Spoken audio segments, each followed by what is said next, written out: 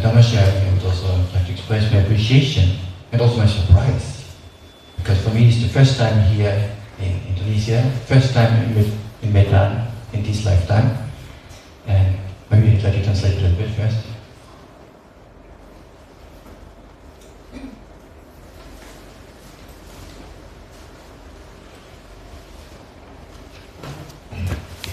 Jadi Ayasma mengatakan bahwa ini adalah pertama kalinya beliau menginjak Indonesia, apalagi di Medan, dan beliau agak surprise ya, agak kaget dan juga mengapresiasi dengan semua yang menyambutnya di sini. When I say surprise, I mean surprise because to find such a flourishing Dhamma community here in a non-Buddhist country, of course we would expect Sri Lanka, in Thailand, in Myanmar, of course, there's the Dhamma everywhere around. But even here in Indonesia, or Malaysia where we come from, oh, amazing, even there, the Dhamma has found roots and started to flourish. Very happy, very inspired to see that.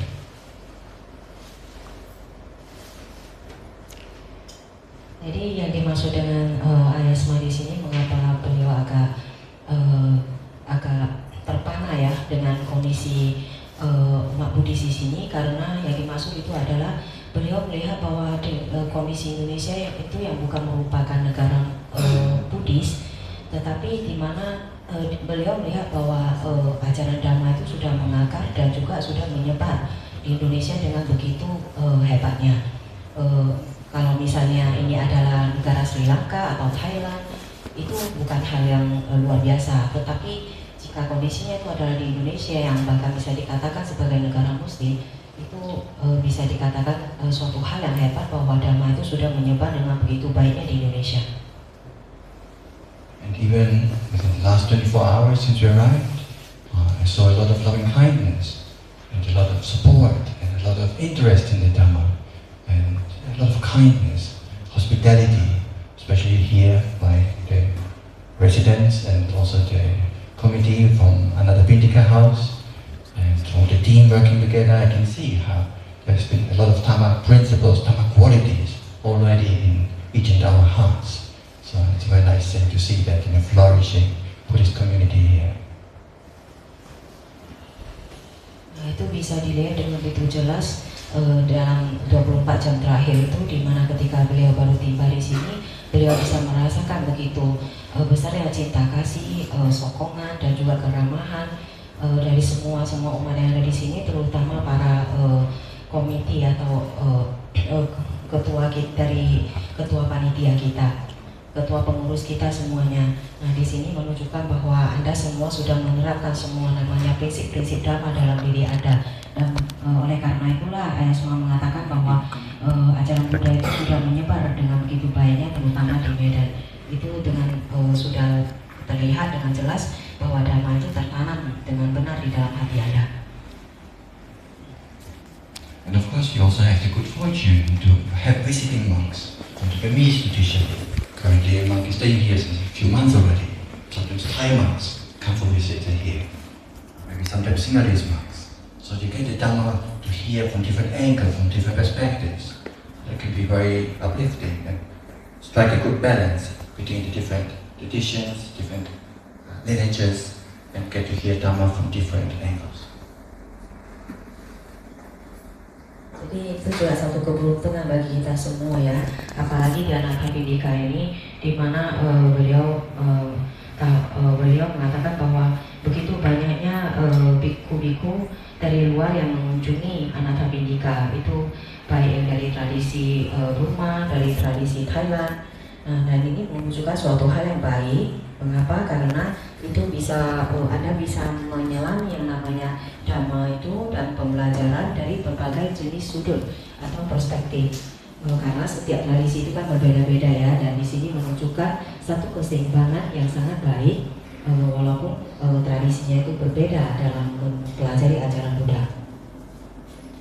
So, if you like, we can have a bit of a Dhamma conversation, we'll offer a bit of Dhamma, and then in the end we will have a bit of time for a Q&A.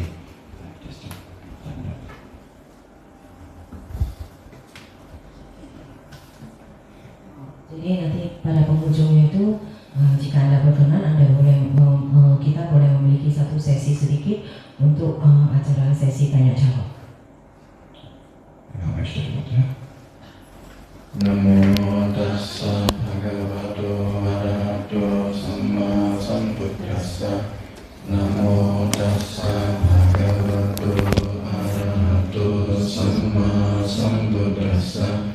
Namo tassa bhagavato arahato samma sambuddhassa.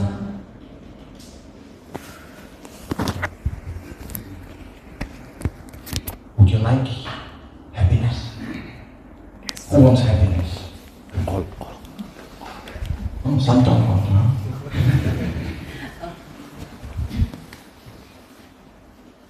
Jadi saya semua mengatakan bertanya kepada kita, nah dari kita yang ada di sini itu siapa yang menginginkan namanya kebahagiaan? Coba tunjuk tangan. Nah tadi kan ada beberapa saja ya. Jadi ayah semuanya ketawa lah. Mungkin yang nggak tunjuk tangan tuh mungkin nggak mau yang namanya kebahagiaan. So if happiness is something that we all want, everybody, human beings, even animals, want to be happy. Nobody likes to suffer. So then the natural question comes up: where can I find happiness?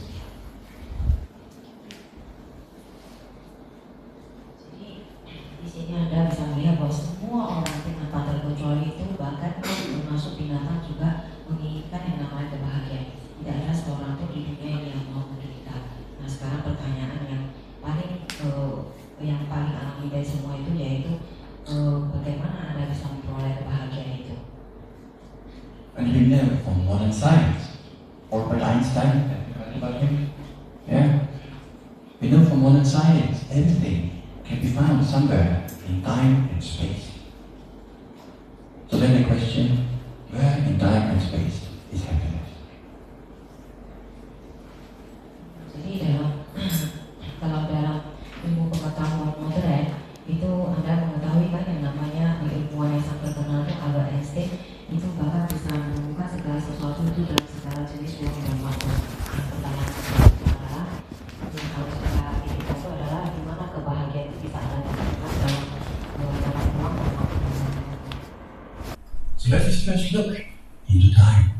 Where in time or when in time? So when you speak of time, we can distinguish between three types of time, isn't it? The past, the present, and the future. Sekarang kita bergerak lebih dalam ke yang namanya waktu. Nah, kalau kita berbicara tentang waktu itu ada 3 jenis waktu, yaitu tentang masa lampau, sekarang, dan juga yang akan datang.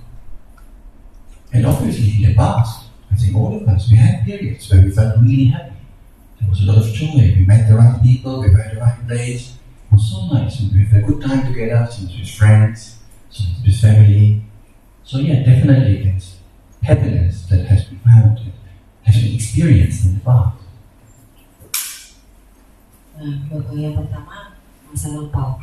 Nah, mungkin Anda sebelumnya pernah mengalami yang namanya kebahagiaan pada satu waktu tertentu, di satu tempat tertentu, di mana Anda bertemu dengan keluarga, bertemu dengan teman-teman, Anda merasakan satu kebahagiaan yang sangat berarti ketika berkumpul dengan mereka, dan itu adalah satu kebahagiaan yang Anda alami di masa lampau.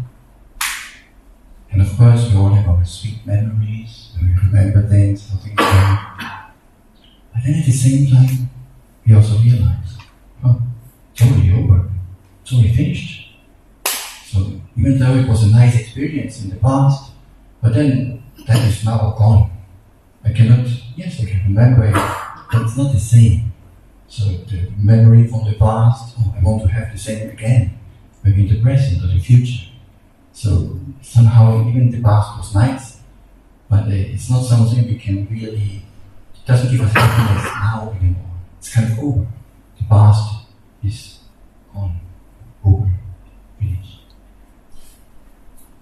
Jadi kebahagiaan yang mungkin Anda alami di masa lampau itu bisa menjadi satu memori yang sangat baik dalam ingatan Anda.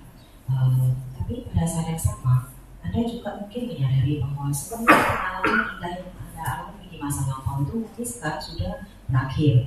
Anda menyadarinya, itu sudah berakhir. Itu ada adalah sesuatu yang sudah Anda alami itu sebelumnya, dan Anda bisa mengingatnya dengan benar.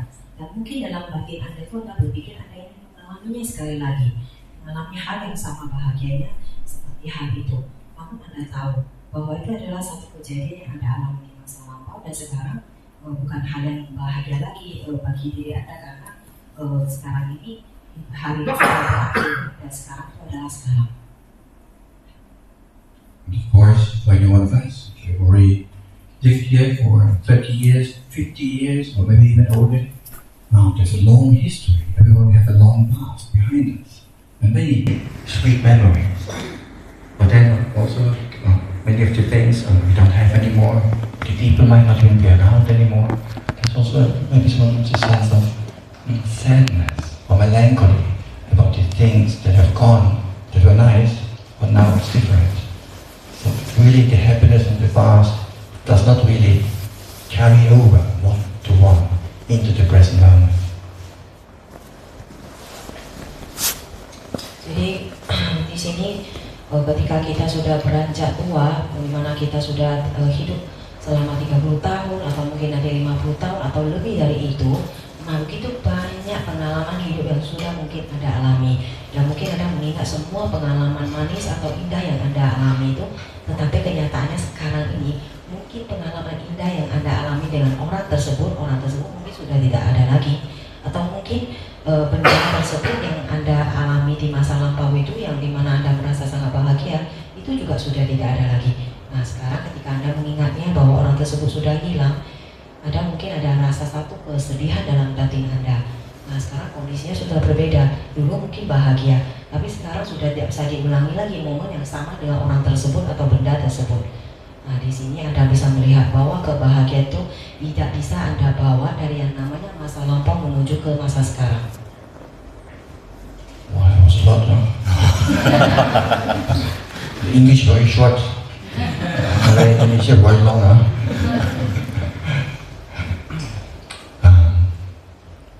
Do you also experience that sometimes when you meet with parents or grandparents, with the older people in older generations, when they sit together, they always will warm up old stories, things that you've never even experienced, that you were not even around yet, but yet they will share those stories from back in the days when everything was the good old days.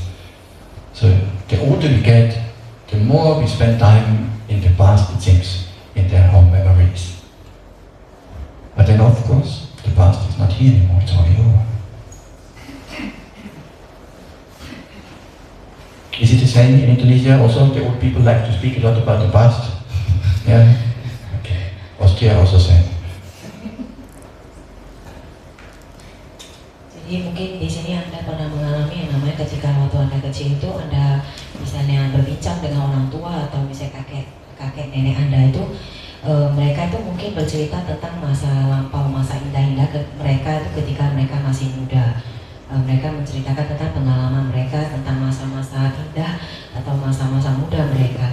Nah di sini bisa Anda lihat biasanya orang semakin tua itu mereka itu suka menghabiskan banyak waktu itu untuk mengingat masa lampau yang bahagia ataupun bercerita tentang masa-masa lampau mereka yang senang. Tetapi kenyataannya bahwa masa lampau itu sekarang sudah tidak ada lagi. But then, how is it for the younger ones?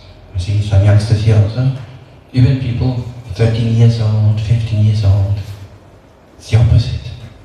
You always look for happiness in the future. When they can drive a motorbike, I'll be so happy and so glad. Or when they have a driving license to drive a car. Or when they have a good job, a house, family. It's always sometime in the future. It's never now, it's always something in the future. Or when they get retired, then they will travel and drive a good life. It's always sometime in the future. This is the typical thing how younger people will often postpone happiness to some point in the future. Nah, tadi kan bercerita tentang orang tua ya, mereka suka memiliki memori tentang masa lampaunya. Nah, bagaimana dengan anak-anak muda sekarang? Nah, biasanya anak-anak muda yang berumur 13 atau 15 tahun, mereka malah kebalikannya ya, selalu berpikir tentang kebahagiaan yang akan terjadi di masa yang akan datang.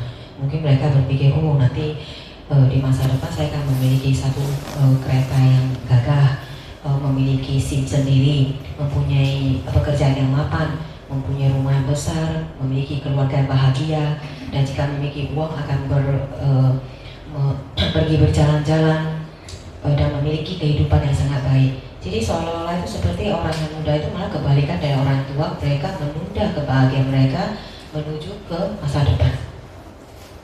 In fact, I think there are many people, many of us maybe even, who always think, oh, when next year, 5 years, in 10 years, when I have this or that, then I will be so happy.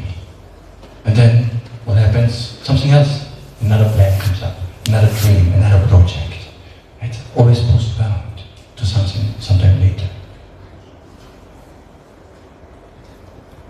Nah, mungkin kebaikan dari kita di sini juga begitu ya, selalu berpikir bahwa nanti kalau tahun depan, 5 tahun lagi atau 10 tahun lagi yang akan mencapai satu kebahagiaan tertentu.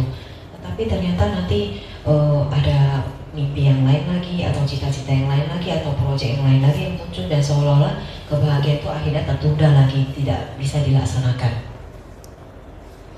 So, really, the only time when we really can experience happiness is the present moment. That's the only moment where happiness can really occur in the heart. The past is already over. The future has not yet arrived. Only the present moment is where actual happiness can be cultivated, can be found. Jadi sebenarnya sesungguhnya di waktu di mana Anda betul-betul bisa merasakan kebahagiaan yang seutuhnya itu adalah pada masa sekarang ini, di mana Anda bisa merasakan kebahagiaan yang seutuhnya. Mengapa? Karena yang masa lampau itu sudah selesai, yang akan datang itu belum terjadi. Jadi sesungguhnya di masa sekarang inilah, pada waktu sekarang Anda ini hidup pada waktu ini adalah di mana Anda bisa merasakan kebahagiaan yang sesungguhnya. And because we often think, oh, we need something special to make me happy. Something, a special event, a special person, some achievement, something special. Only then I can be happy. And therefore, we never realize we only have whatever we take, whatever we need. And we could just turn it around and try to appreciate the good things that we have already. If you're more or less healthy, good. You won't get any better. You cannot get more healthy than healthy. It can only get worse. If you're now middle-aged, well, you will never get younger. It will only get older. It's as good as it gets. Right? Jadi mungkin banyak dari kita yang merasa bahwa kebahagiaan itu hanya bisa dicapai jika Anda sudah bisa bertemu dengan seseorang, hidup dengan seseorang, atau Anda sudah memiliki pencapaian tertentu dalam hidup Anda, barulah Anda merasa bahwa hidup Anda itu bahagia. Padahal sederhananya kita memiliki semua yang kita butuhkan dalam hidup kita. Nah, contohnya apa? Misalnya Anda sekarang dalam kondisi yang sehat, itu sudah jauh dari kata baik. Karena mengapa? Tidak ada kata yang lebih sehat daripada kata sehat. Jadi itu sudah sangat baik jika kondisi Anda itu sekarang adalah sehat dalam menjalani hidup Anda. Nah, misalnya Anda sekarang kondisinya sudah berumur. Nah, kalau berumur itu juga baik, karena tidak mungkin orang bisa menjadi muda. Nah, itu juga adalah suatu hal yang baik. Jadi sebenarnya Anda memiliki semua yang Anda butuhkan itu dalam hidup Anda, dan itu sudah cukup bisa membuat Anda bahagia. Even family, friends. Well, now we're together. Who knows, you know? Every now and then somebody will get sick. Every now and then somebody will get cancer. Hopefully it's not you. And every now and then you look at the group pictures, Chinese New Year or other events. Look at the group pictures after 3 years, 5 years. Oh, one uncle is missing. Well, maybe he got sick. Another 3 years later, somebody else is missing on the group picture. So again, family is to be appreciated now. As long as we are together, and who knows how long it lasts. It might never be perfect. Who has the perfect family? Please let me know. Nobody has a perfect family. But it's good enough to look after us, we look after them. People don't need to be perfect in our family. Anyone have a family with only arahants? No. So we don't need that either. It's good enough. happiness or well-being. Begitu juga kebersamaan dengan teman-teman dan keluarga Anda. Jika Anda bisa bersama-sama dengan bahagia, itu juga sudah sangat baik. Nah, Anda kan tidak tahu, misalnya ketika kita mengambil foto keluarga, tiba-tiba 5 tahun kemudian atau 3 tahun kemudian itu ketika Anda memandang foto yang sama kembali, Anda mungkin bisa menyadari, oh ada satu anggota keluarga yang sudah hilang karena mungkin mengalami sakit, kena kanker atau bagaimana. Beberapa tahun kemudian lagi mungkin ada anggota keluarga lainnya lagi yang hilang. Jadi ini menunjukkan bahwa selagi kita bisa bersama, ya kita bisa meraup kebahagiaan bersama-sama. Jadi karena tidak ada keluarga yang betul-betul bahagia secara sempurna. Siapa di sini yang punya keluarga yang bahagia secara sempurna? Jadi bersama keluarga itu di masa sekarang itu sudah lebih dari cukup baik. So, it is by developing a sense of contentment, appreciation, gratitude for the things we have, then we can tap into moments of happiness. Contentment, gratitude is so important to give a sense of well-being, to appreciate. Oh, I'm healthy. Oh, I have an okay education. Oh, I have enough money. If I get sick, I could go to a hospital, to a clinic. I'm not living in a country where there is war. Amazing. It's like you have won the lottery almost. All these factors are there, and many people in the world who do not have those, even those basic good fortunes.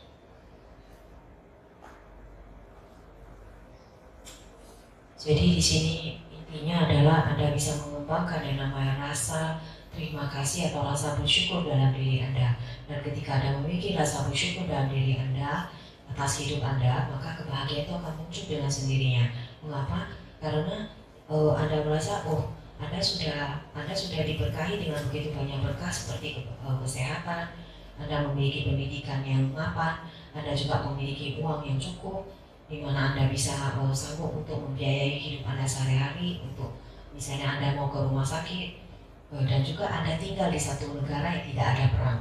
Nah ini sudah lebih dari cukup dan sangat mengagumkan dalam hidup Anda itu.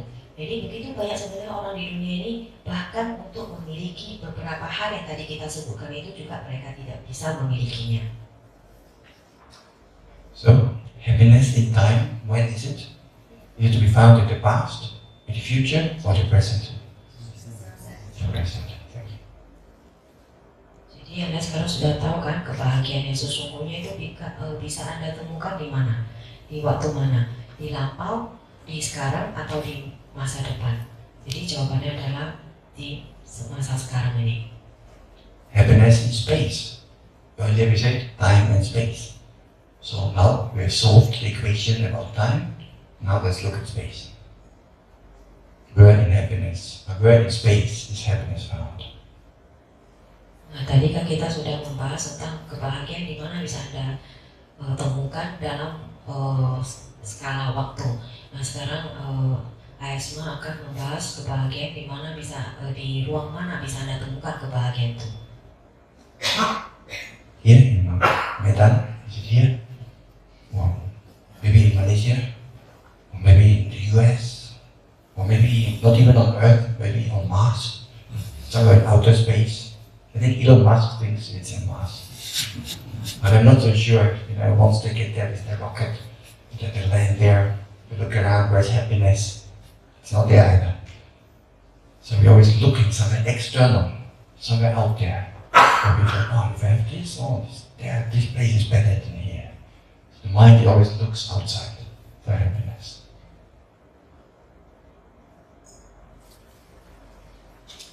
Jadi di sini Anda berada di Medan dan mungkin Anda sekarang mungkin sebagian dari kita itu berusaha untuk mencari kebahagiaan. Apakah kebahagiaan itu Anda bisa temukan di Medan atau mungkin di negara Malaysia, atau kalau misalnya bukan di negara-negara lain, atau mungkin Anda pergi ke planet Mars misalnya yang sudah di luar daripada planet ini, Anda mungkin bisa menggunakan roket dan mendarat di sana dan mungkin Anda bisa mencari-cari di mana kebahagiaan itu sebenarnya.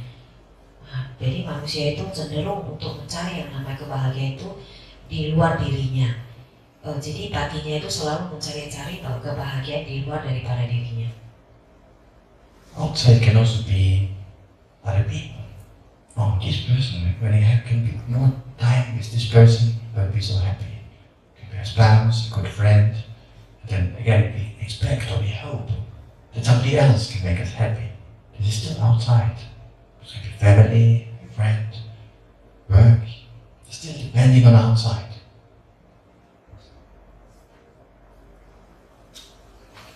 Mungkin Anda mencari-cari di luar sana, termasuk orang. Anda berharap bahwa orang lain tersebut bisa membuat Anda bahagia. Nah, itu juga namanya Anda bergantung, mengharapkan kebahagiaan itu dari eksternal atau dari orang lain. But the problem is, all these outside conditions, they are not in our control. They are very changing.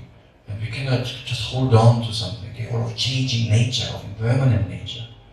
So it's those outside things on which my happiness depends. And if that changes or goes away, then my happiness will change and go away. So it's very dependent on these external conditions. It will be very difficult to keep holding on to it.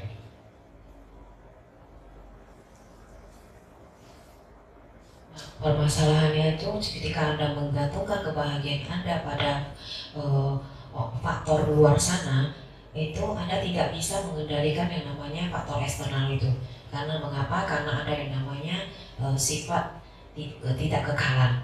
Jadi ketika sesuatu itu berubah, maka kebahagiaan Anda itu juga tidak akan bertahan selamanya di sana.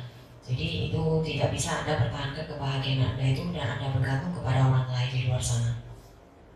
So maybe we're looking at the wrong place. Maybe we should look more inside. Maybe this is where it can be found. Does happiness come from inside? How can it come from inside? Nah, sampai pada tahap ini Anda mungkin merasa bahwa ketika mencari-cari kebahagiaan di luar sana itu adalah suatu cara yang salah. Nah, mungkin Anda harus mencari kebahagiaan dalam diri Anda sendiri. Nah, bagaimana caranya itu? I know some people, some monks or also yogis, practitioners, they can just sit down, close their eyes, and watch their breath, or do some loving kindness practice, and they become so joyful, so happy, so radiant. But nothing outside in the world has changed. They didn't get any news, they didn't win the lottery. Nothing else has changed outside. But inside, from one moment to another, from 1 minute to another, by practice, they can generate happiness from inside, depending on no external conditions. Anda bisa melihat ada sebagian biku atau atau yogi yang dimana mereka itu berlatih dengan duduk, menutup mata mereka dan mengamati nafas mereka, nafas keluar masuk, atau mungkin mereka berlatih meditasi cinta kasih. Dan pada saat mereka sudah duduk dengan tenang, mereka itu bisa merasakan satu kebahagiaan dan Anda bisa merasakan mereka itu menjadi sangat bahagia dengan kondisinya hanya dengan duduk saja, dan itu tidak tergantung dengan faktor eksternal di luar sana. Jadi sebenarnya kebahagiaan itu muncul dalam dirinya itu tanpa adanya perubahan faktor eksternal yang mempengaruhi mereka. And actually, you don't have to be a monk or a nun to do that. Even a normal yogi practitioner, you can also meditate, close your eyes. With a little bit of practice, you can develop that joy, that mindfulness, and uplift the heart, and experience that peacefulness, tranquility. Jadi sebenarnya bahkan sesungguhnya Anda tidak perlu sampai menjadi seorang biku atau seorang bikuni untuk mencapai kebahagiaan itu. Anda bisa hanya menjadi seorang yogi yang rajin bermeditasi, dan sesudah bermeditasi Anda berlatih, Anda bisa menemukan yang namanya kebahagiaan dalam konsentrasi Anda, dan dalam konsentrasi Anda itu Anda menemukan yang namanya kedamaian batin. So actually, you have everything that is required to be happy. Sometimes we think we need something else. I need a lot of money, or the right people, or a nice house, or a sports car. But really, these things give you happiness only for a very short moment. Then you get used to it, and then we're back to our old level of happiness. Jadi sebenarnya Anda memiliki semua yang Anda butuhkan sekarang itu untuk mencapai yang namanya kebahagiaan sesungguhnya. Anda tidak perlu harus mencapai satu level tertentu untuk memiliki kekayaan tertentu, harus bersama dengan orang tertentu, atau harus memiliki rumah yang besar ataupun mobil yang mewah untuk mencapai kebahagiaan tersebut. I think this always is very normal, it's very natural that we want certain things in our life. So there are certain things we have already. So let's say this is the level of what I have. But then I might want something more, something extra. A promotion on the job, a good career, more money, better health. So there's a gap between what I have and what I want. And that gap is suffering, it's uncomfortable.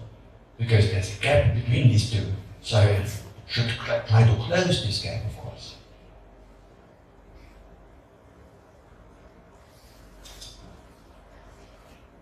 Jadi sebenarnya Anda sesungguhnya itu sudah memiliki segala yang Anda butuhkan itu untuk mencapai kebahagiaan dalam hidup Anda. Tetapi problemnya itu adalah Anda menginginkan lebih. Mungkin dalam pekerjaan Anda sudah cukup bagus, tetapi Anda membutuhkan promosi. Uang sudah cukup, tapi Anda membutuhkan uang lebih. Atau Anda ingin kesehatan yang jauh lebih baik. Nah, di situ ada nampak ketimpangan antara apa yang Anda miliki dengan apa yang Anda inginkan.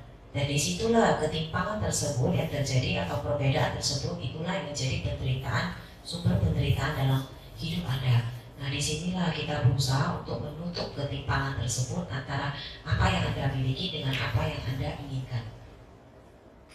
I remember still when I was a small boy, maybe 13 years old or 14 years old, and I liked to play video games with my friend. And at the beginning, we only can play on the keyboard and like that, to drive the car. I like to play race games, car race games on the computer. But then I see some people, they have a steering wheel and foot pedal. Wow, so nice one. Huh? So I thought, oh, if I have that, I would be so happy. That's all I want from life. If I could have this kind of thing. Yeah, a steering wheel and a pedal. Ambil aja contoh misalnya dari seorang anak remaja yang berumur 13 atau 14 tahun, di mana mereka mungkin baru mulai belajar bermain video game. Nah, biasanya anak-anak kecil ini mereka sangat gemar bermain yang namanya video balap kereta ya. Nah, biasanya itu ketika mereka pertama kali belajar mungkin mereka hanya menggunakan yang namanya keyboard komputer biasa. Mereka memainkan permainan game tersebut. Tetapi pada suatu saat mungkin ketika mereka menemukan di pusat perbelanjaan itu, ada orang lain yang memainkan game yang sama, tetapi bukan menggunakan keyboard. Mereka menggunakan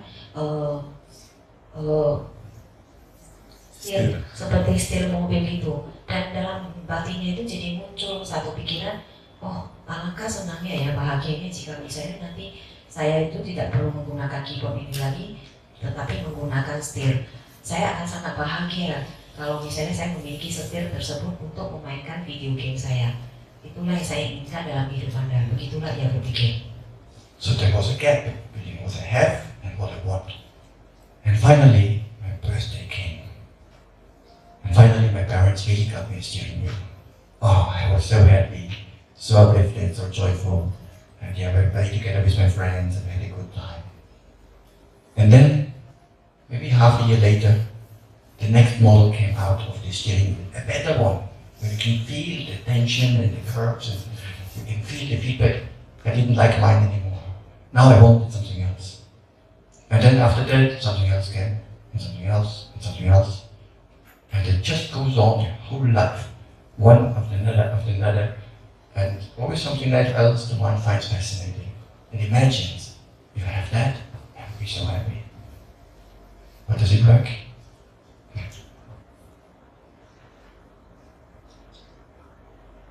Jadi di sini Anda bisa melihat ketimpangannya itu antara apa yang ia miliki dengan apa yang ia inginkan. Nah, kemudian si orang tuanya itu kemudian orang tuanya itu tidak berapa lama kemudian membelikan setir tersebut kepada anaknya. Dan si anaknya ini merasa sangat bahagia karena apa yang dia inginkan sudah tercapai. Tetapi tidak lama setengah tahun kemudian model yang baru dari game tersebut muncul lagi, dimana kali ini setirnya itu muncul dengan adanya sensasi-sensasi getar. Dia muncul dengan model terbaru yang memiliki sensasi yang seperti membawakan mobil yang sesungguhnya. Nah di situ si anak ini dia berpikir lagi, oh saya menginginkan model baru ini, model yang lama itu sudah tidak bagus.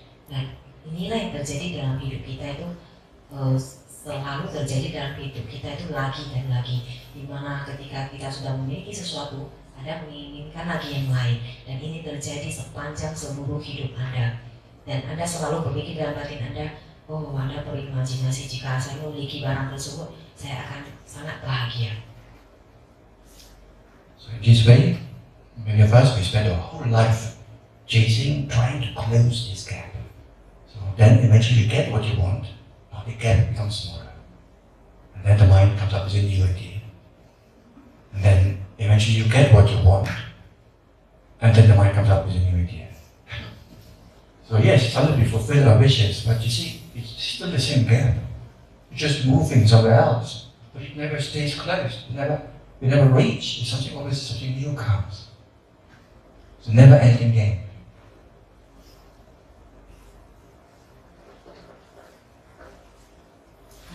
Di sini Anda bisa melihat bahwa sesungguhnya dalam kehidupan kita itu kita cenderung untuk mengejar sesuatu, untuk menutupi ketimpangan yang tadi itu antara apa yang Anda miliki dengan apa yang Anda inginkan.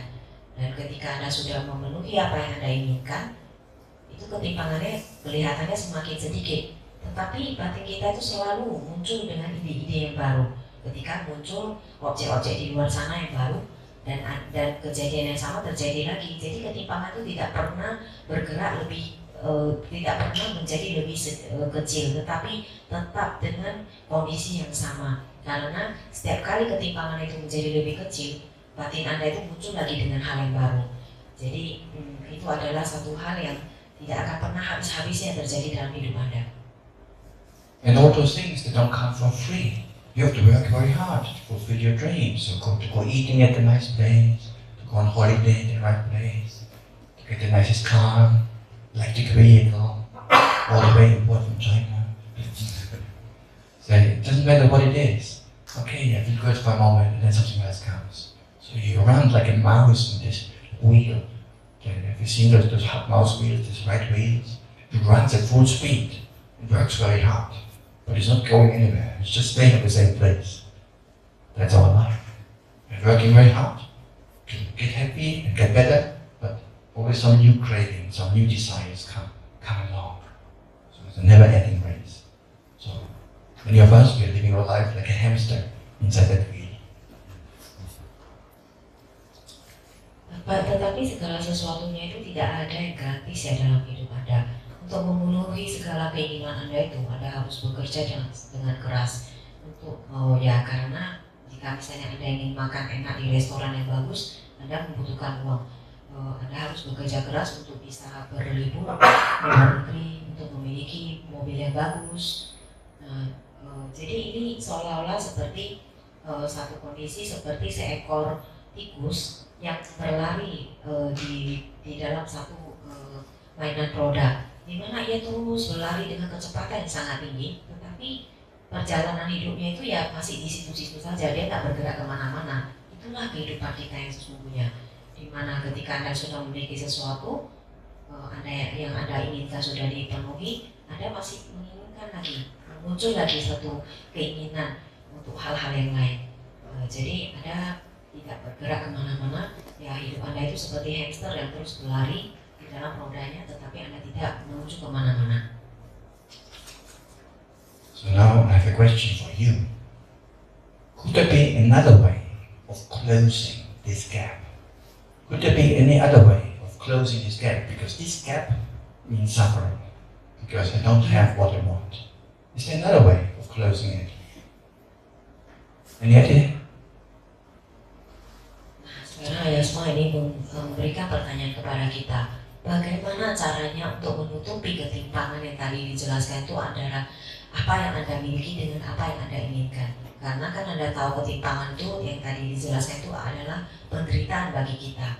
Nah, Anda bisa menjawab tidak? think there is. Of course, we can try to get more and more of what we want, but then new wishes will come. But if I try to reduce my desires, my wishes, my cravings, then the gap also becomes smaller.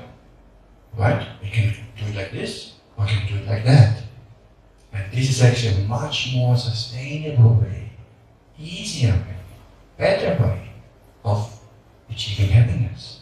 Not by chasing after always something new, but by practicing contentment, gratitude, reducing my desires. Then I also will feel happy inside. In the end, what we want is happiness, not the things, the clutter. What we really want is happiness. And that gap prevents us from it. It doesn't matter how you achieve happiness. You might get it like this, if you're lucky, or like that. But this is definitely the more sustainable, easier way, and this is the Dhamma way.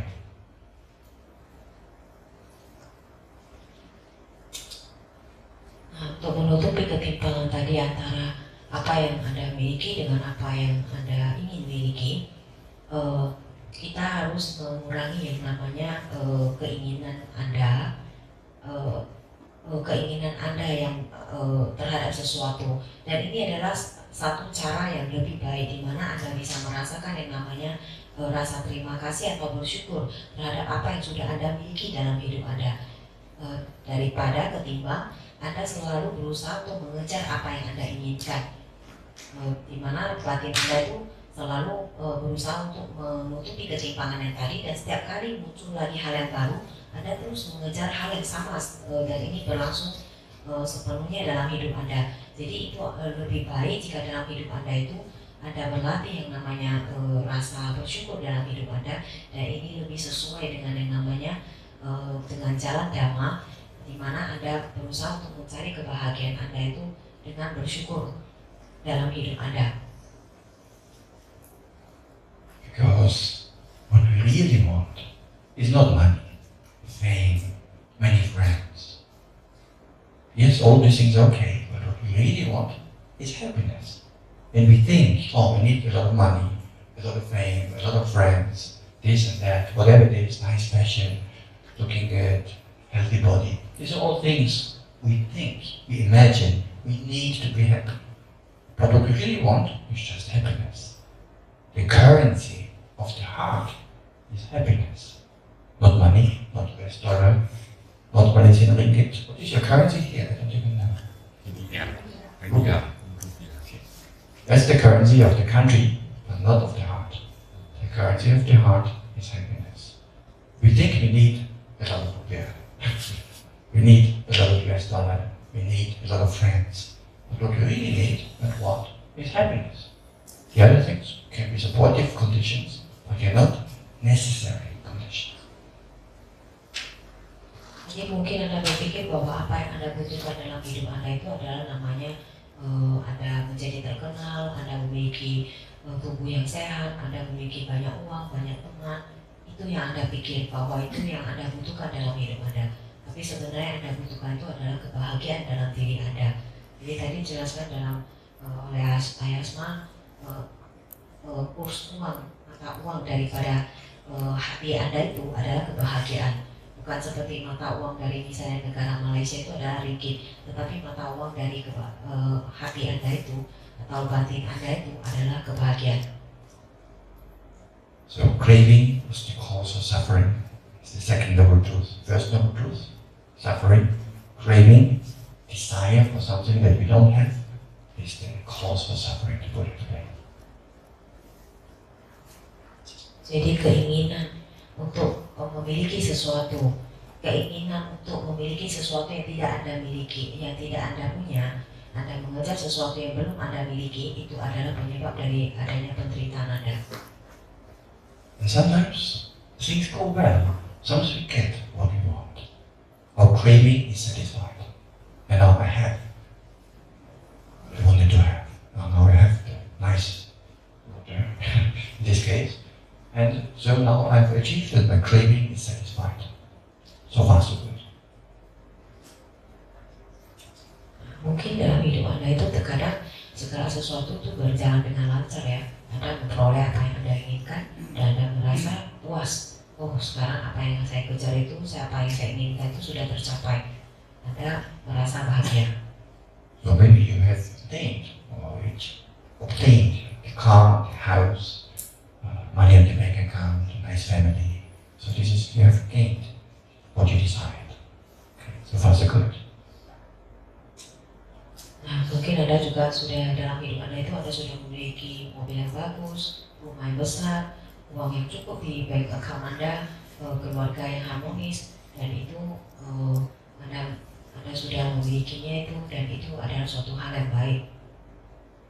But now, if I cling to it, if I hold it like this, actually, even now already I feel a little bit, it has some weight, it's not so light. So if I keep holding like this, my hand becomes a bit tired. And I feel already a bit of pain and discomfort in my arm because I'm holding and clinging to this water bottle. What should I do to reduce my suffering? What would you recommend to me? Please give an answer quickly, it's getting uncomfortable. We keep holding until the translation is finished. Jadi Ayasma menunjukkan ketika misalnya beliau menggenggam sebuah botol dalam tangannya itu, dan ia terus mencengkeramnya terus mencengkeramnya dalam tangannya itu, memegangnya dalam tangannya itu. Nah, apa yang akan terjadi? Tangannya itu akan merasa capek dan lengannya itu akan merasa tidak nyaman. Nah, sekarang ketika kondisinya sudah seperti demikian, apa yang harus beliau lakukan? So, what should I do if I want to relieve my suffering? Put it down. So, if I put it down a little bit, I feel better already. Put it down even more, better even. Put it down completely, complete relief from suffering. Nah, yang harus dilakukan itu adalah meletakkannya. Jangan mengangkatnya lagi. Jika Anda meletakkan lebih rendah, Anda akan merasakan lebih baik. Jika Anda meletakkannya secara utuh di satu tempat, nah, Anda akan merasakan Anda betul-betul lega karena sudah lepas dari cengkeraman tadi. So all I had to do was to release my craving, my clinging, my attachment. The more I let go, the more release of suffering I experience. Jadi pembelajaran di sini adalah ketika Anda melepaskan yang namanya kemelekatan Anda atau keinginan Anda, itu Anda akan bisa merasakan bahwa penderitaan Anda juga akan hilang dengan sendirinya. But the bottle is still here. It's still with me. I can still use it. It's still, I don't have to push it away. All we have to reduce and push away is the craving, the clinging, the attachment. Not the people, not the objects. There's nothing wrong with having a car, having a house, having money in the bank account. That is not the problem. But our attitude towards it, our attachment, I want to hold that for the rest of my life. Or that relationship that I have with the person must not change. It has to be with me for the rest of my life. Exactly the same way as it was 20 years ago. Is this realistic? No. So if I cling to something that is of changing nature, I will suffer.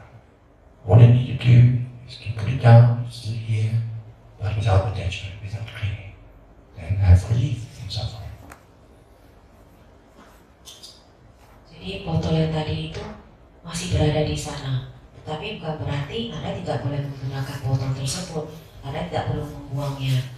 Jadi sebenarnya dalam hidup Anda itu tidak ada salahnya jika Anda memiliki yang namanya harta benda, Anda memiliki uang yang banyak, tetapi yang perlu Anda perhatikan adalah Anda tidak boleh memiliki yang namanya kemelekatan terhadap benda-benda tersebut.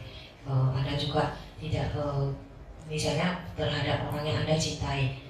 Anda boleh saja mencintai mereka, tetapi Anda tidak boleh berpikir bahwa orang ini pasti akan terus bersama dengan saya sampai 20 tahun kemudian atau 30 tahun kemudian. Jadi semua itu bisa saja Anda miliki dalam hidup Anda, tetapi yang paling penting adalah jangan adanya kemelekatan terhadap benda atau orang tersebut. At this point I would like to ask, how many of you are married? How many of you are married? Can you raise your hand?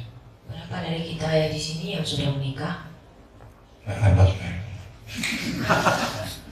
Okay, quite many. If you're honest, you're spouse whom you have married long ago, is he or she still exactly the same as now? Or has the person changed over time? Nah, jika Anda bisa secara jujur menjawab, nah Anda yang sudah menikah itu, apakah pasangan Anda itu sampai hari ini setelah Anda menikah begitu banyak tahun, apakah mereka masih sama kondisinya atau perlakuannya terhadap Anda sampai hari ini? I said, grow older, doesn't look the same anymore. 20 years later, 30 years later. Don't worry, you can be honest about that. Huh? So it's changed. Your relationship also has changed, right?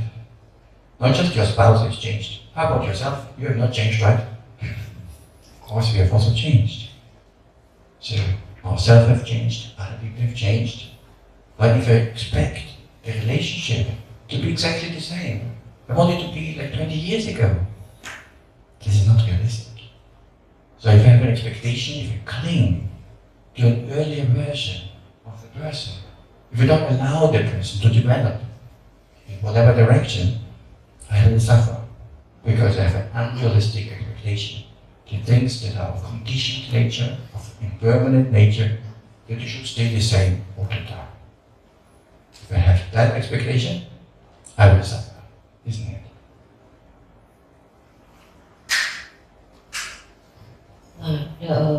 Bagi Anda yang sudah menikah itu, pasangan Anda itu pastinya sudah berubah, apalagi yang pernikahannya sudah lama ya.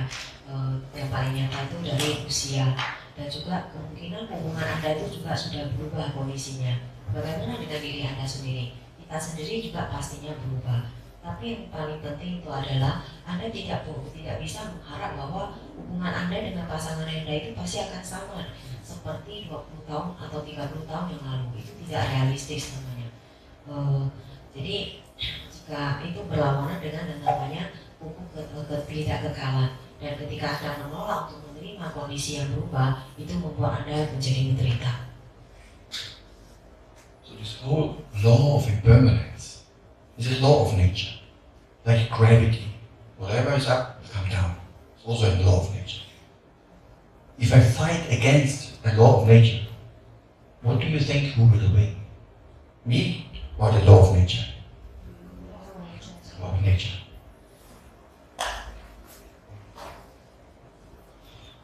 Jadi hukum ketidakkekalan itu adalah hukum alam ya. Seperti sama halnya seperti hukum gravitasi. Ya, apa yang dari atas itu pasti akan jatuh ke bawah. Jadi ketika Anda berusaha untuk melawan hukum alam itu, siapakah yang akan menang? Pastinya hukum alam. So in the same way, if we expect something that is of changing nature, but we want it to remain the same, whether it's the partner, ourselves, politics, anything, then we will suffer. So if we cling, we hold on to something, we will also suffer. Attachment, craving, and clinging. Jadi kesimpulannya adalah ketika Anda mengharapkan bahwa segala sesuatu yang berada di sekitar Anda itu tidak akan pernah berubah, maka Anda akan pastinya menderita dalam hidup Anda. So we don't need to push people away, we don't need to push objects away, only the desire, the attachment needs to be reduced. And we already feel light, so we can still be with the same people, but without expectation for them to remain unchanged, or for the relationship to stay the same. The house, the car, whatever it is, everything is of changing nature. If I can accept that, I don't suffer. Jadi Anda tidak perlu menolak yang namanya atau membuang benda-benda ataupun orang-orang di sekitar Anda atau menolak mereka. Tetapi yang perlu Anda buang itu adalah keinginan Anda terhadap sesuatu. Jadi itu hal yang sah-sah saja ketika Anda memiliki keluarga, Anda memiliki uang atau apapun dalam hidup Anda. Tetapi yang Anda harus sadari itu adalah Anda jangan memiliki satu ekspektasi atau pengharapan bahwa segala sesuatu yang Anda miliki itu tidak akan pernah berubah. Itulah yang akan membuat Anda menderita. Okay, so let us recap. Where in time and space is happiness found? Where in time, past, present, or future?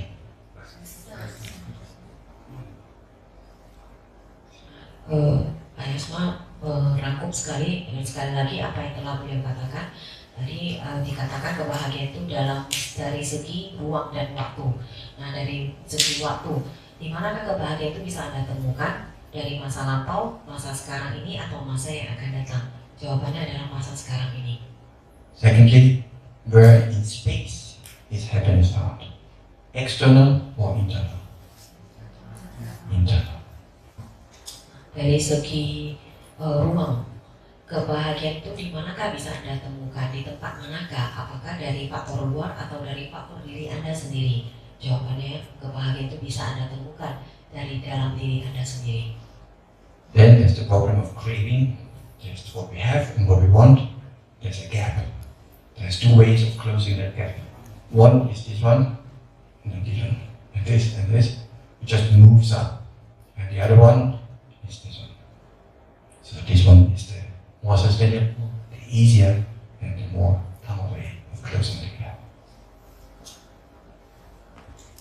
Poin lainnya adalah apa yang Anda berusaha untuk di mana ada ketimpangan antara yang namanya apa yang Anda miliki dengan apa yang Anda inginkan dalam hidup Anda.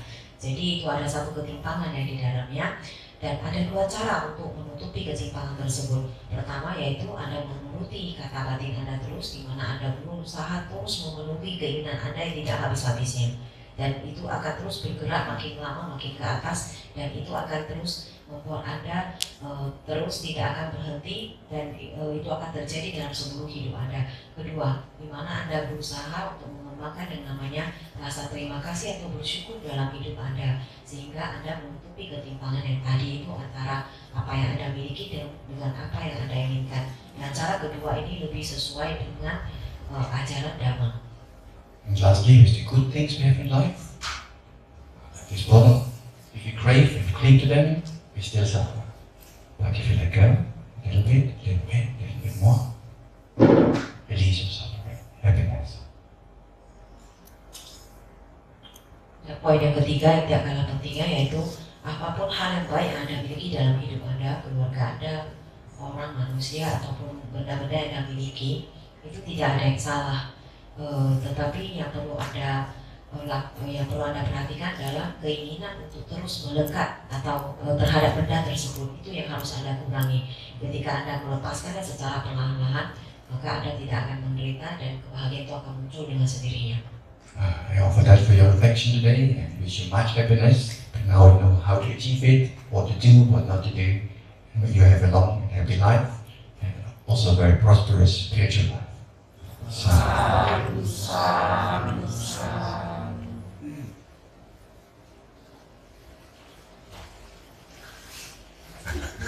But it finished. Time to go home already.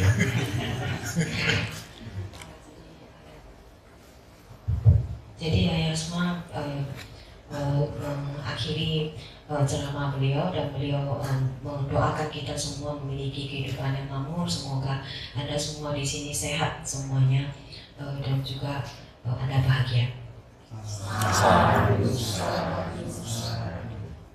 So from my side, we are finished. But if you would like to have any questions or any comments on the Dhamma we have just discussed, I'm free. So don't know. Is the traffic jam still going on, or is it already over? Jadi ceramah beliau sudah selesai, tapi jika Anda di sini memiliki pertanyaan, Anda boleh atau Anda memiliki komentar, Anda boleh mengajukan kepada beliau.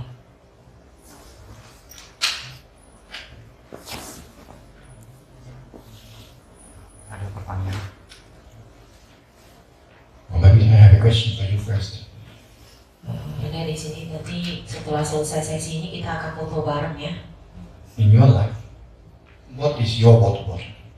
What is the thing that you think you crave? Or who is the person? What is the thing? What is the thing in your life that symbolizes the water bottle? Mind craves, attention clings, doesn't want it to change. What would that be for you? Di dalam hidup Anda itu, apakah yang sama seperti botol yang tadi itu yang saya genggam itu, yang tidak mau dilepas itu? sesuatu yang Anda pikirkan dalam batin Anda itu Anda ingin sekali dan Anda melekat kepadanya dan Anda berharap bahwa itu tidak akan pernah berubah kondisinya dalam hidup Anda. So, who is your water bottle? Your spouse? Siapakah botol Anda, pasangan Anda atau siapa? Children?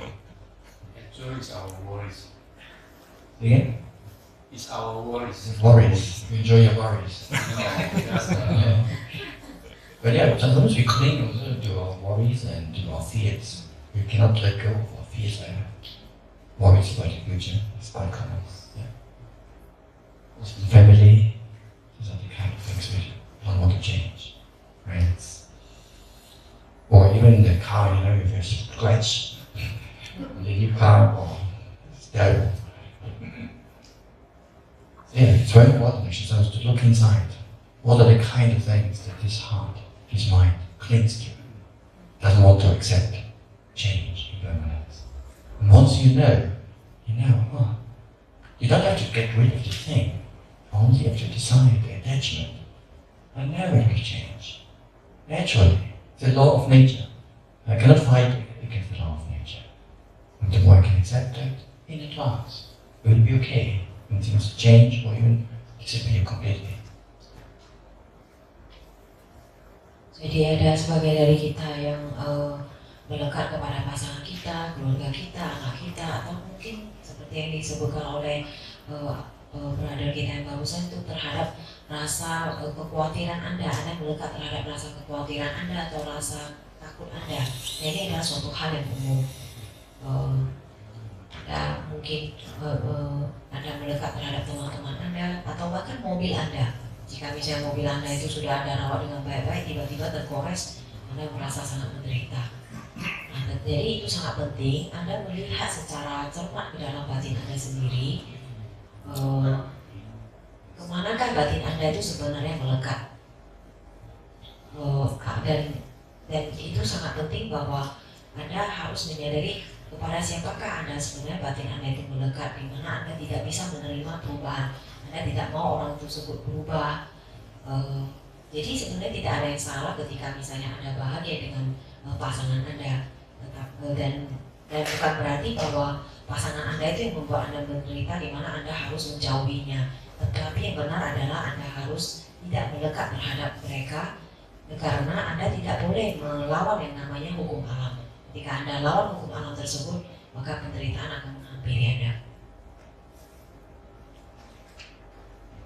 Also Indonesia, a very long language. At first I wanted to learn, but now I'm thinking twice. Yes. Actually, this question comes from my friend. He currently lives in Kuala Lumpur. Mm. It's about meditation. Yes. He's a Pa'au meditation method practitioner. And in Pa'au, we are taught that we learn from Samantha until we get Jhana, until we can see the Kalapa, and then we can do Vipassana. And it took so long. Is there any shortcut or is this the way it should be? It's one way. One. So, as you have mentioned already in the Pao tradition, there's very detailed instruction, very systematic, how to grow from one stage to another, one practice to another, and as you say, it can take quite a long time. Actually, some people never make it. I would think 90% never make it even to the Vipassana part, because the Samatha part, the expectation is that you have really strong Samadhi, up to Jhana level at least, or at least to Upachara Samadhi. But ideally, they would more encourage also maybe to develop jhanas. So that can take a long time. And if you have a normal life, like many of you, I guess, you cannot just put aside a whole year, let me only meditate and do nothing else. Even that, a year might still not be enough. Depends on the person. So are there other methods? Yeah, there are many methods. Every method that involves the Noble Eightfold Path, the Four Noble Truths, those basic teachings of the Buddha that help you to let go of clinging, craving, attachment, developing the 8 path factors. Any method that makes use of that can lead closer and closer to Nibbana. Of course, myself, I've been to many different teachers, traditions, monasteries. I've lived for 5 years in Myanmar, actually Pao. Afterwards, I lived in Thailand, in the Thai tradition for 3 years.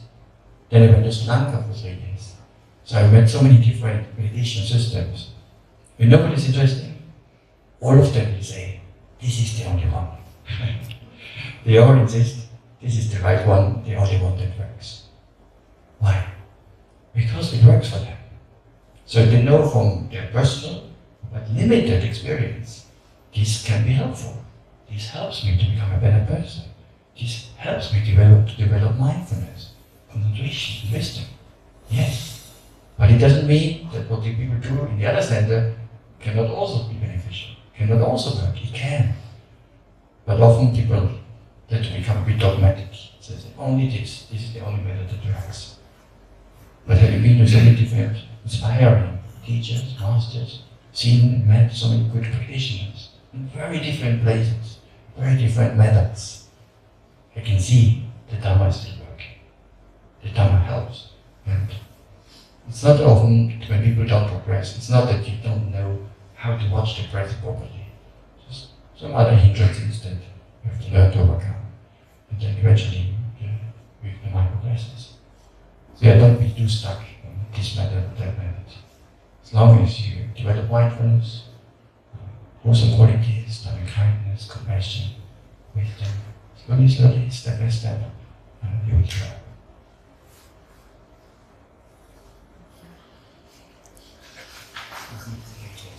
Jadi tadi ada pertanyaan dari brother ya, katanya itu ada satu pertanyaan dari temannya yang tinggal di KL, di mana temannya ini menjalani yang namanya metode meditasi PAO. Jadi di mana meditasi PAO ini mereka ini berlatih dari metode Samatha dulu untuk mencapai jhana sampai kalapa dan akhirnya baru bisa masuk ke meditasi vipassana. Nah ini kan satu proses yang sangat lama. Apakah ada jalan pendeknya atau shortcutnya untuk ini? Itu pertanyaannya. Nah, Ayasma menjawab bahwa memang kalau dalam tradisi PAO itu instruksinya itu sangat mendetail. Satu persatu itu dijelaskan secara sistematis dan ini memang bukan satu latihan yang mudah dan itu biasanya rata-rata membutuhkan latihan yang sangat lama untuk bisa mencapai satu kondisi pencapaian latihan tertentu.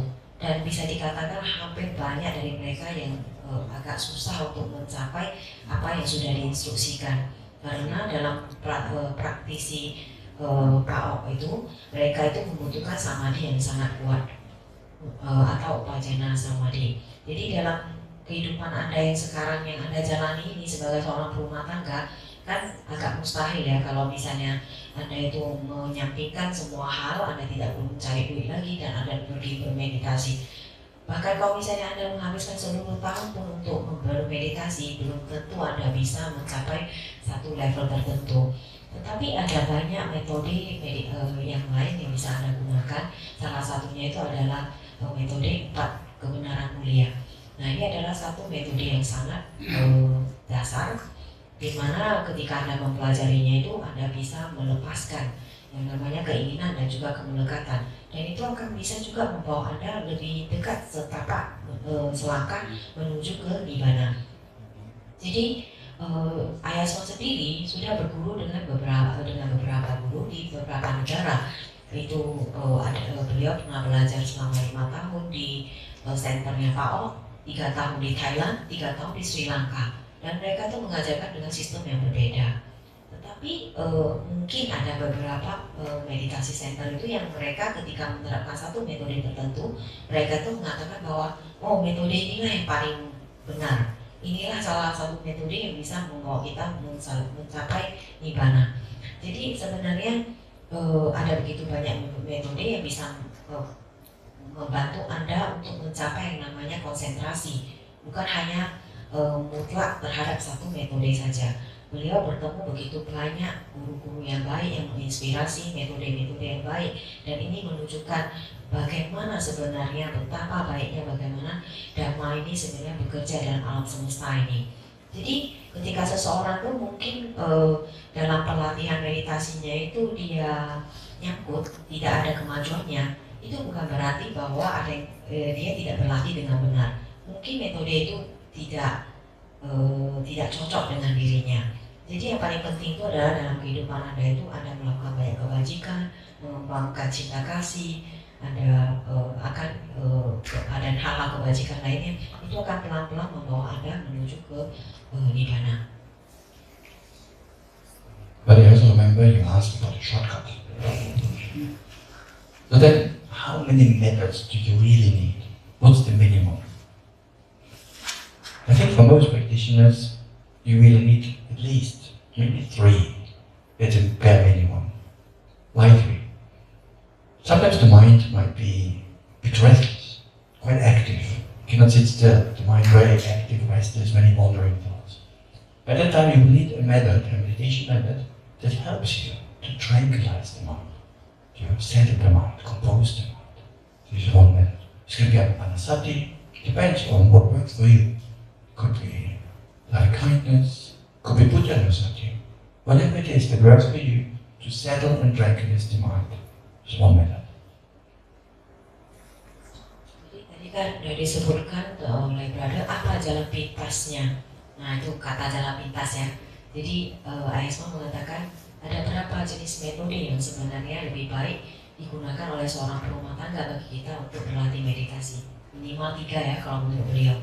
Yang pertama, terkadang batin kita itu bisa sangat aktif ya dan gelisah, mengembara kemana-mana. Nah mungkin metode dalam kondisi seperti ini, metode yang paling baik itu adalah satu metode yang dimana bisa menenangkan batin Anda. Anda bisa menggunakan anapanasati, metode cinta kasih ataupun buddhanusati. But then you might also need another method, because sometimes the mind is quite calm already. Or maybe after a big meal, you're quite tired.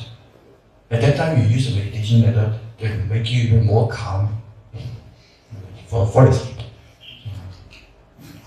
Meditating. So at that time, you will need a method that energizes the mind, that uplifts the mind, that makes you more energetic, because otherwise you just fall asleep. So this could be, again, depends what works for you to make the mind inspired, uplifted and energetic.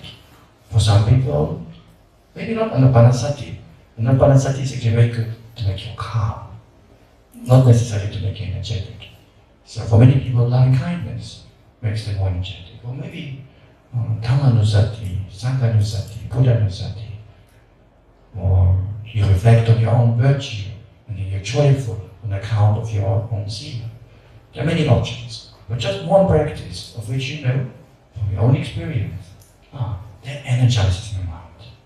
Could even be a reflection about the law of karma or whatever it is. So this is the second practice that you need. One practice that helps you reliably to energize the mind. Yang kedua, ada juga kondisi di mana sebenarnya batin Anda itu sudah tenang. Misalnya kondisinya itu Anda setelah makan siang. Biasanya setelah makan siang itu Anda bisa merasa lebih cepat capek rasanya. Dan jika misalnya Anda berlatih metode yang membuat Anda tenang, itu Anda cenderung malah bisa jatuh tertidur. Jadi Anda membutuhkan metode yang malah bisa membangkitkan batin Anda. Jadi di sini ya kata Ayesma kayaknya kalau anapanasati itu sifatnya malah cenderung untuk menenangkan, jadi tidak terlalu cocok. Mungkin Anda di sini bisa menggunakan seperti metode cinta kasih, meditasi cinta kasih, Dhammanusati, buddhanusati, atau Anda merenungkan kebajikan atau kualitas diri Anda. Misalnya Anda sudah menjalankan sila dengan baik dan Anda merasa sangat berbahagia. Nah ini dengan perenungan atau meditasi jenis seperti ini itu akan membangkitkan batin Anda itu sehingga Anda tidak jatuh tertidur. Number 3, you need a practice that helps you to develop wisdom. Some form of vipassana, because only with even if you have a calm, composed mind that is energetic, that's still not enough to develop wisdom. So you need a separate practice probably to see the 3 characteristics: impermanence, anicca, unsatisfactoriness, dukkha, or anatta, non-self, conditionality of self. So any practice that helps you to discern those characteristics can be related to the 5 aggregates, related to the six sense bases. There's so many teachings around. Any of those can work for you. That will be also important to develop wisdom, insight, piercing. That will help to remove the defilements on a deep level. So with these three practices, one to tranquilize, one to energize, and one to discern the three characteristics. Three practices only could be enough. That's it. My shortcut for you.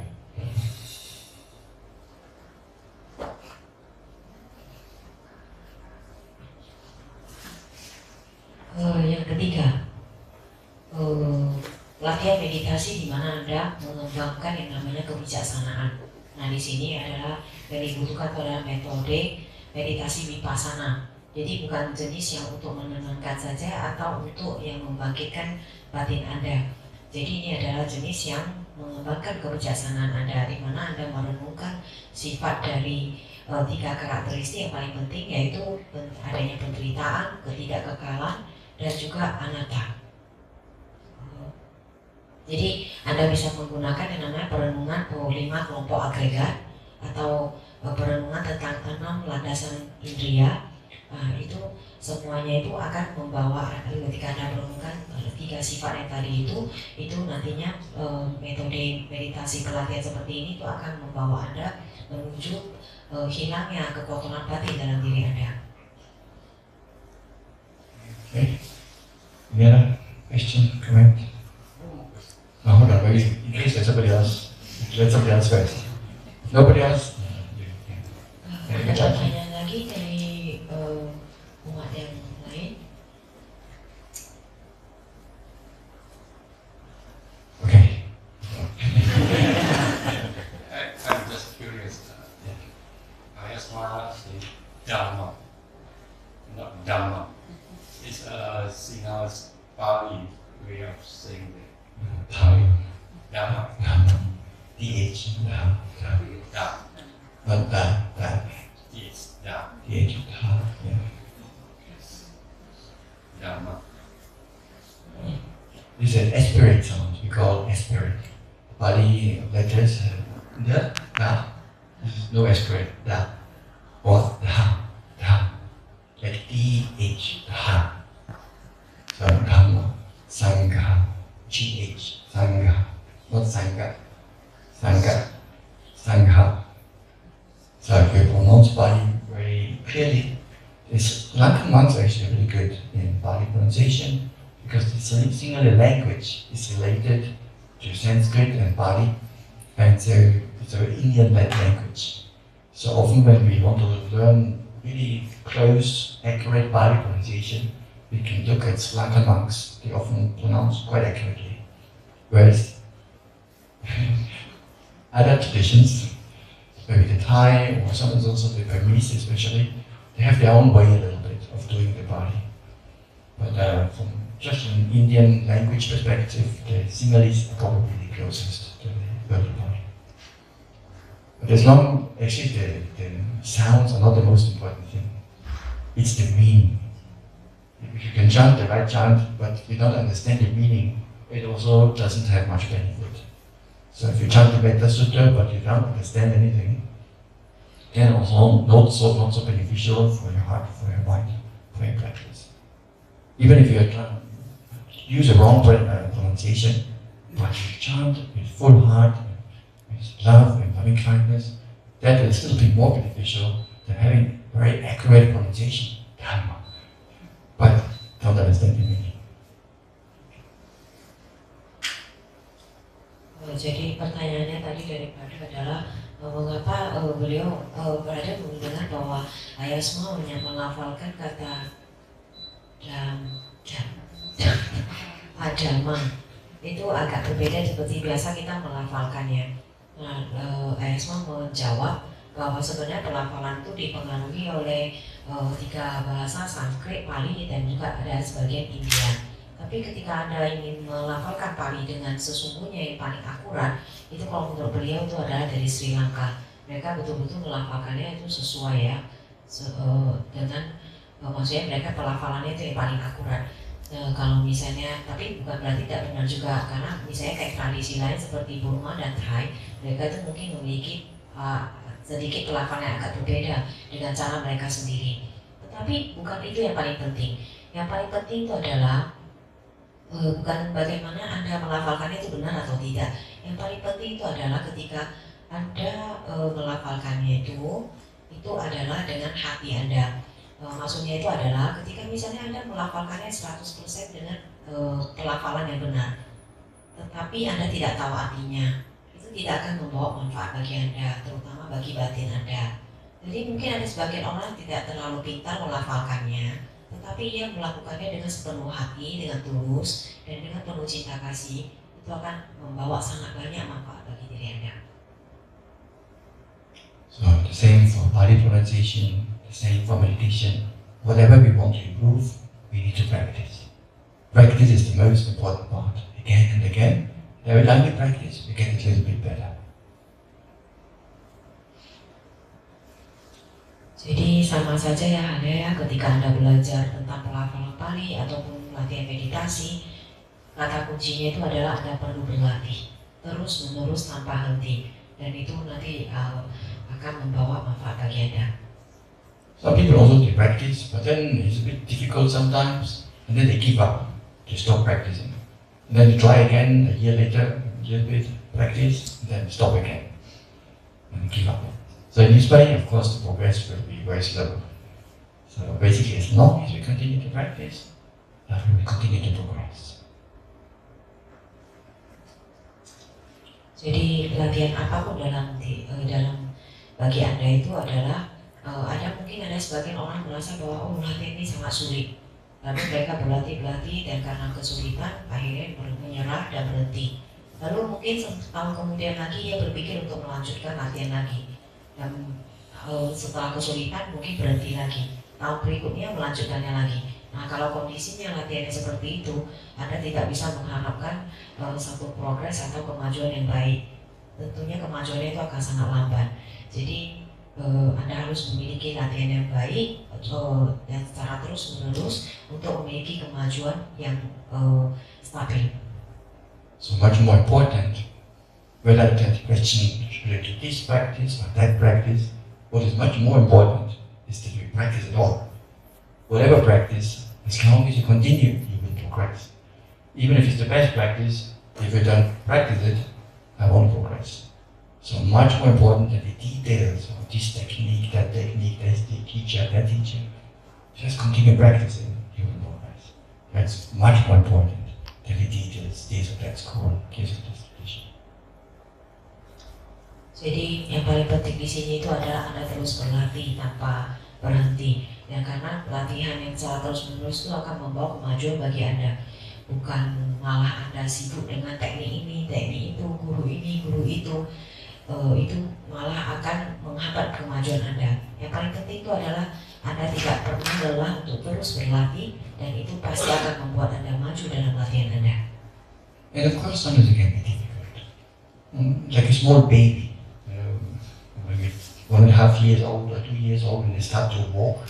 Older the babies when they start to walk, when they're actually, I don't know, old, 1 year. Then they're very cute, the small little babies, and they start to walk a few steps, and then they crash on the floor, and sometimes they hurt themselves and they cry. And then they try again, and again crash on the floor, get hurt. But I've never seen a baby sitting on the floor and saying, walking, not for me. I give up. No, they get up again and try again and fall. But every time they try to learn a little bit, to navigate. And over time, I can walk more and more. Eventually, he knows how to walk. So by not giving up, that's how we learn. Same in meditation. Sometimes it doesn't work so well, but then every time you learn a little bit, you adjust. Learn, copy, coordinate like this. Over time, you get better and better. Same like a baby.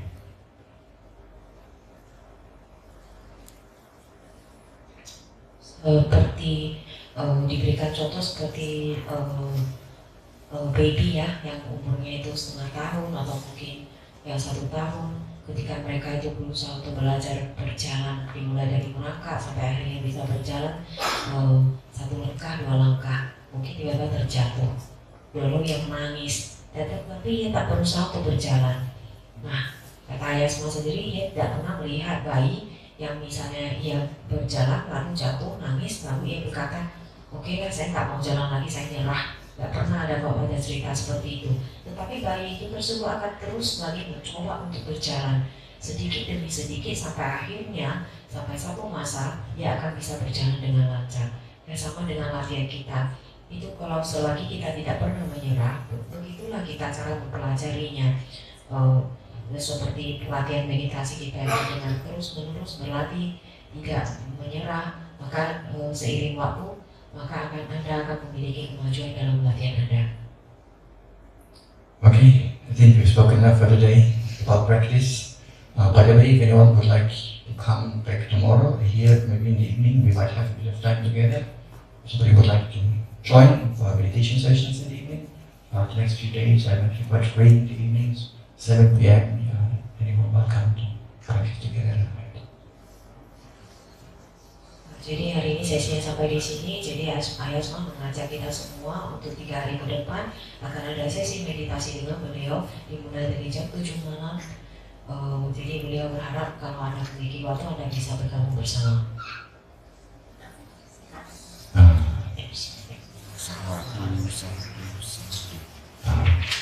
I can come to the sharing of merit. Do you have a formula or would you just follow after me? Or do you already have a standard? Okay, this one is quite familiar. Okay.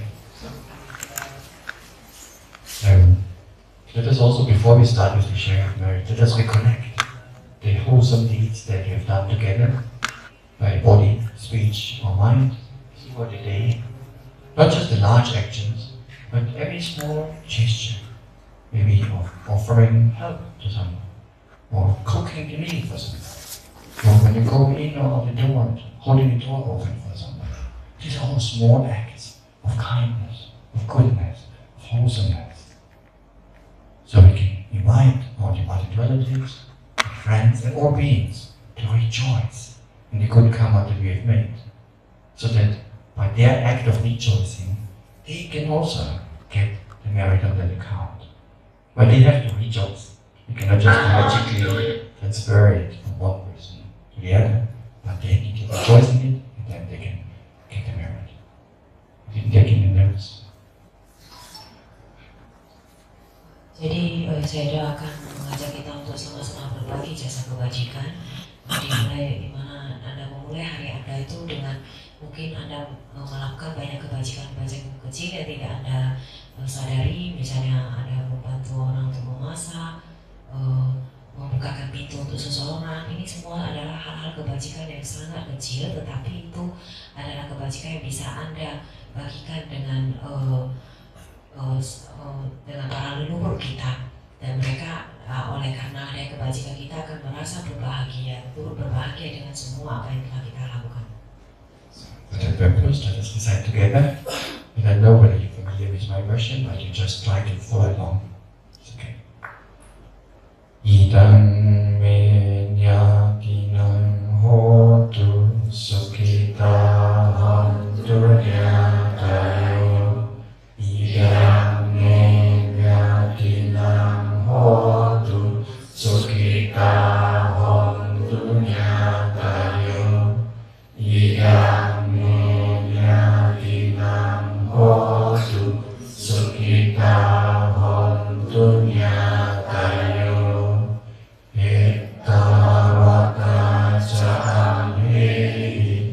Sambadang punya sambadang samri serta anumodantu sabba sampati siddhya. And lastly, let us also make an aspiration so that all the good karma we've accumulated will also support us on the path to Nibbana, towards liberation. Please repeat after me. Idam me punyam. Idam me punyam. Asava